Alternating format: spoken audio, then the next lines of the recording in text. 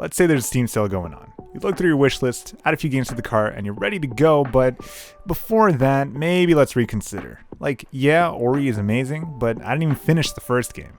But when I do finish the first game, I'll have the second game ready to go. Okay, but what about Bug Fables? I didn't even play Paper Mario. The most I played was Super Paper Mario. I like this? I'll come back to this. Let me just go browse the store a bit. Oh, I've been wanting to play this game a ton. It's actually pretty... fuck. So that's what I wanted to talk about today.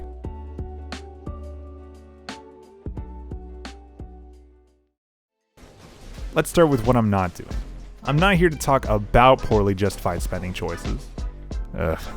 I'm here to ask how I've justified these poor spending choices, and that'll likely include stuff that you do before buying a game, things like looking at reviews. Does that make sense? I feel like that doesn't really make sense. Okay, what's the first thing you check when you're interested in buying a game? I'll give you some time. Okay. Yeah, alright. Okay, so since I can't read anything you wrote, I'm just gonna read it off this list I wrote.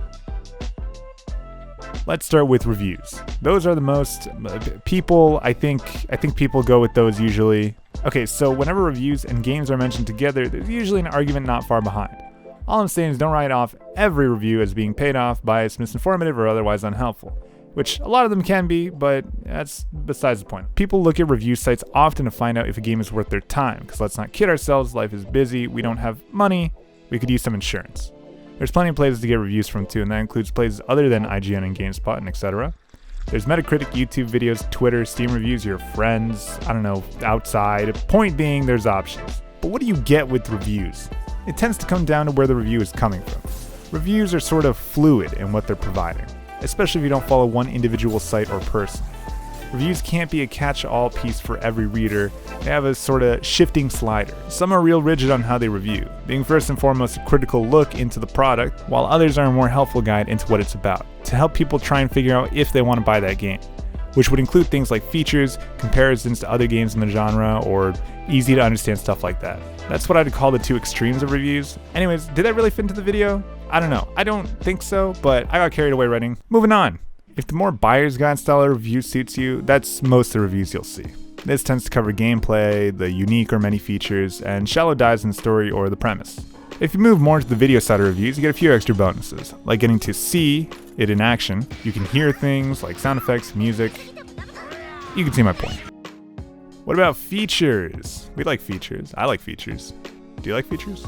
Saying just features is pretty vague, admittedly. Sometimes we're looking for specific stuff, but it can cover both. Maybe I'm looking for a game with online multiplayer and crossplay, or maybe I'm looking for a battle system reminiscent of a very certain popular...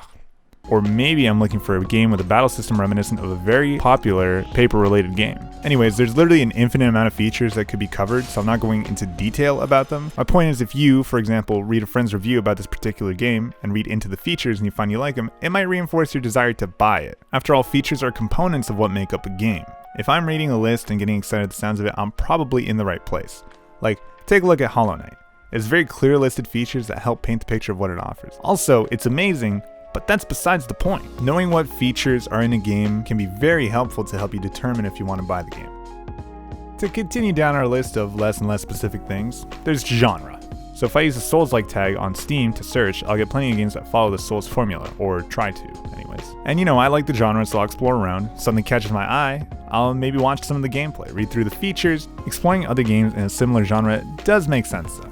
After all, if you love Shovel Knight, maybe Bloodstained isn't such a far-fetched next purchase. Maybe it's a genre you just discovered and wanted to find similar titles. It's something that's definitely considered. Because if I hate racing games, maybe I won't put CarX Drift Racing Online in my cart.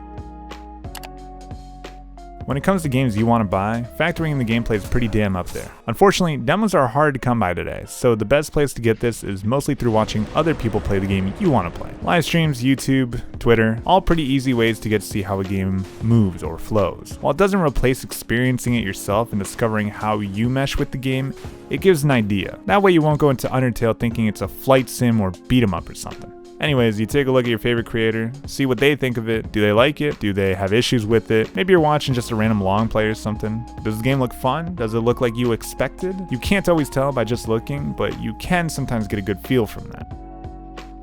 Man, I've been waiting for this game for forever. Thank God it's finally out. Finally, price.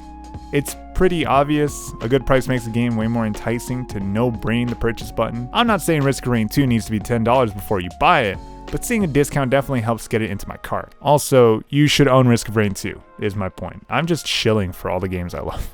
At the end of the day, gaming is a luxury that we participate in. People on both sides need to eat, people on both sides are human. If you can't agree with the price decided, regardless if it's over or underpriced or whatever you think, it's your choice to move on. So after all that, how do we pick a game at the end of the day? I guess it's a bunch of these factors and a pinch of impulsiveness. You know, maybe you're a review guy or a genre fanatic, a penny pincher.